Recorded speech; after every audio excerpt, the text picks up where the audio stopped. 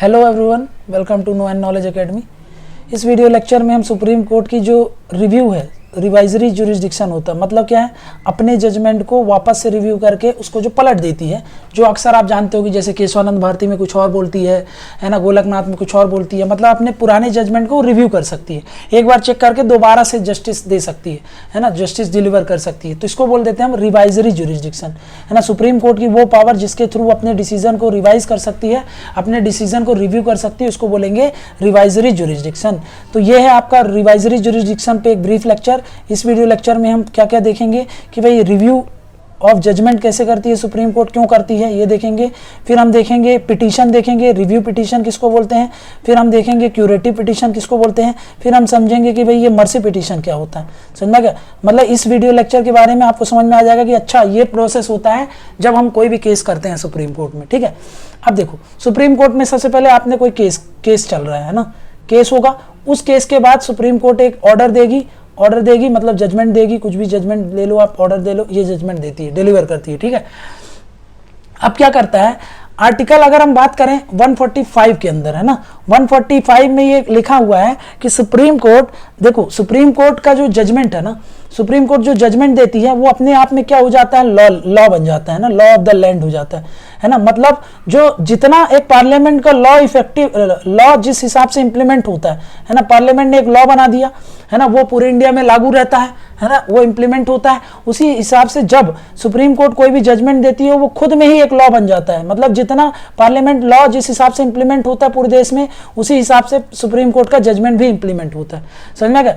तो ये क्या होता है, और ये फाइनल होता है, जो सुप्रीम कोर्ट बोल देती है वो फाइनल होता है। क्योंकि इसके कारण क्या होगा, अगर ये एक बार फाइनल हो गया है ना, कोई जजमेंट में सुप्रीम कोर्ट ने बोला कि ये वाली बात बोली है ना, मान लो वो एक बात बोली, ये कोई सी भी बात हो सकती है एक्स, अब ये एक्स बात को फ्यूचर के लिए सारी कोर्ट्स फॉलो करती हैं। समझ में गया ना। इसको अगर नेक्स्ट टाइम अगर ऐसा ही केस आता है तो supreme court, even high court, even जो सबऑर्डिनेट कोर्ट होती हैं, इस मैटर्स पर इन्हीं एक्स बात को ध्यान रख करके ही जजमेंट देती है।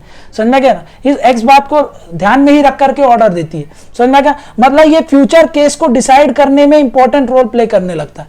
समझ में गया ना।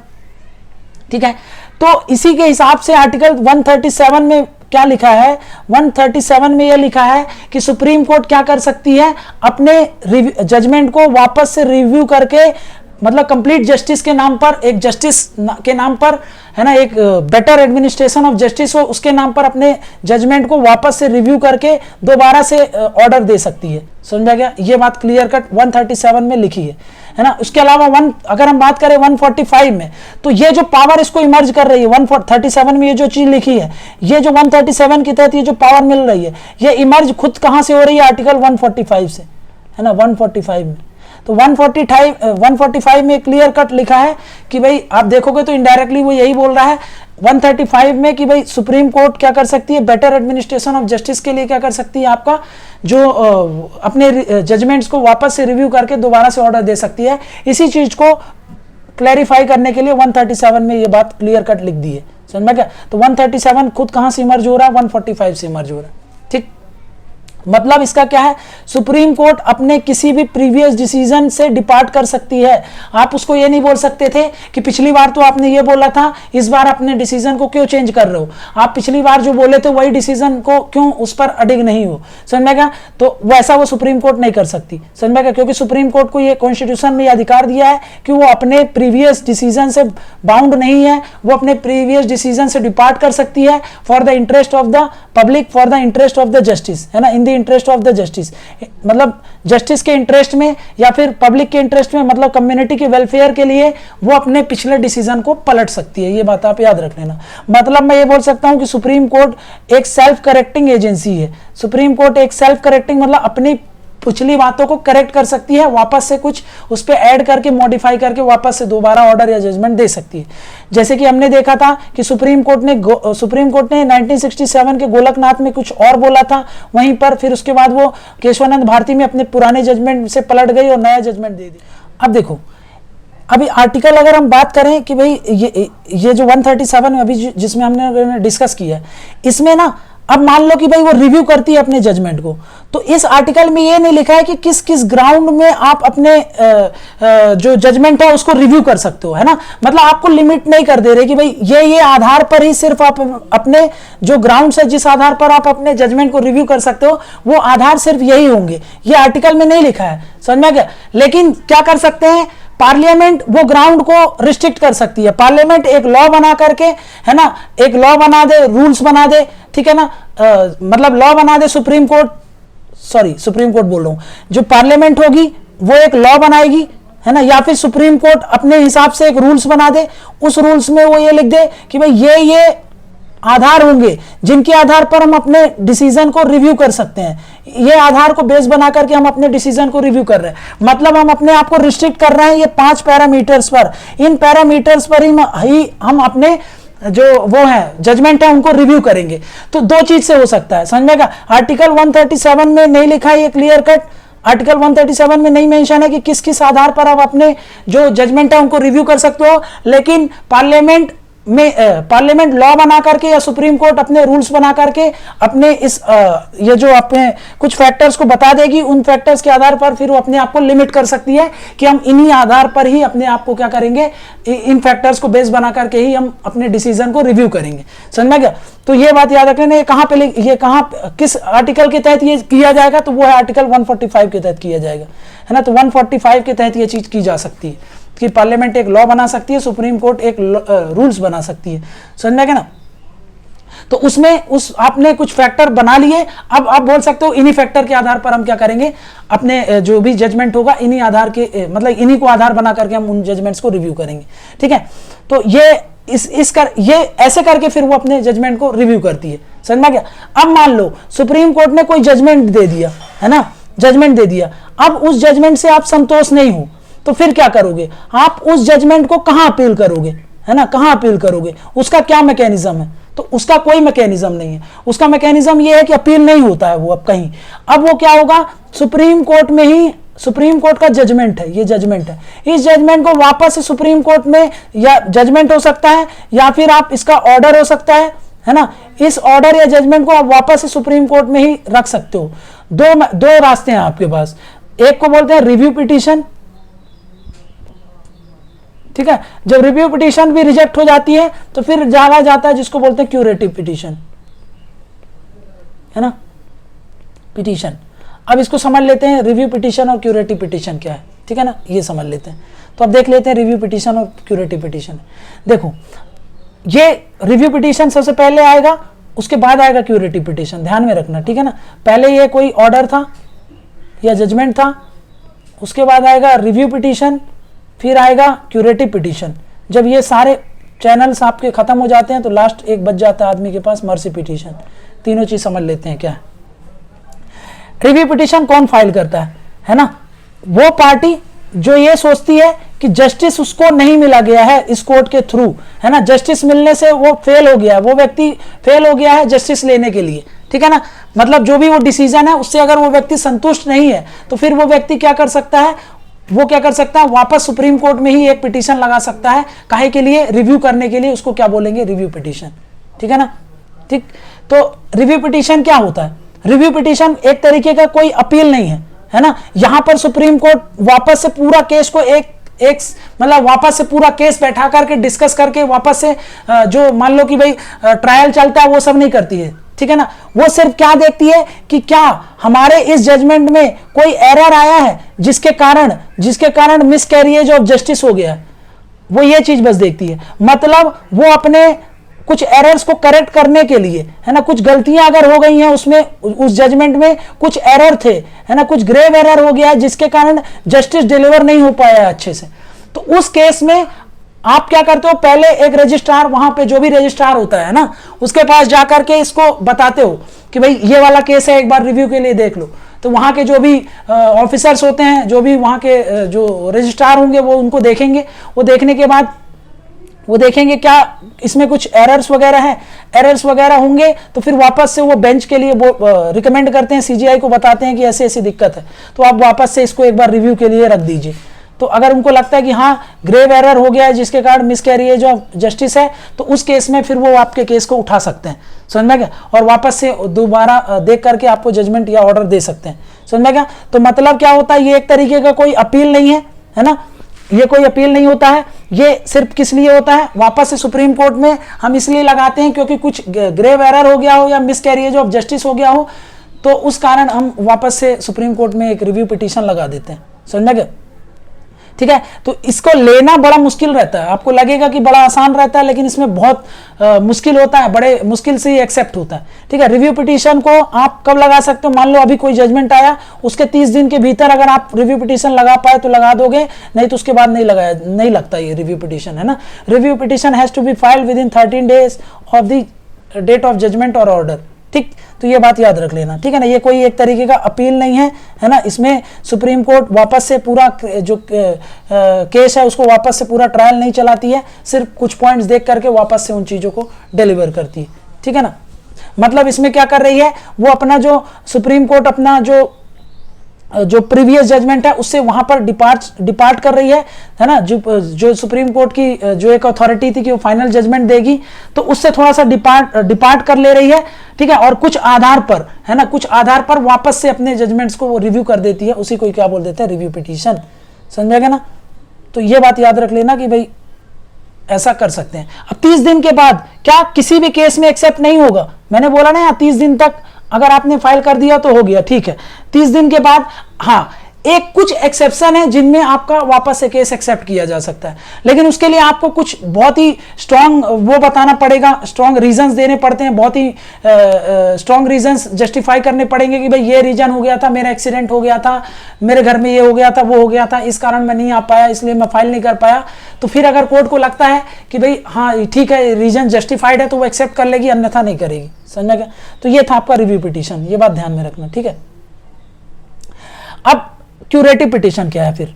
अब मान लो आपका रिव्यू पिटीशन भी रिजेक्ट कर दिया गया, ये भी रिजेक्ट कर दिया, है ना, ये रिजेक्टेड, ये भी रिजेक्ट हो गया, तो फिर जो वापस से सुप्रीम कोर्ट में लगाया जाता है उसको बोलते हैं क्यूरेटिव पिटीशन, है ना। अब ये समझ लो क्या है, ये जो कंसेप्ट है क्यूरेटिव पिटीशन का, वो किस केस में आया था, सुप्रीम कोर्ट के 2002 के जो रूपा अशोक हुर्रा वर्सेस रूसा अनदर केस जो था आपका, अनदर स्टेट केस जो था, मतलब सिर्फ आप ये याद रखो अशोक हुर्रा केस में सुप्रीम कोर्ट ने ये कंसेप्ट लाया था।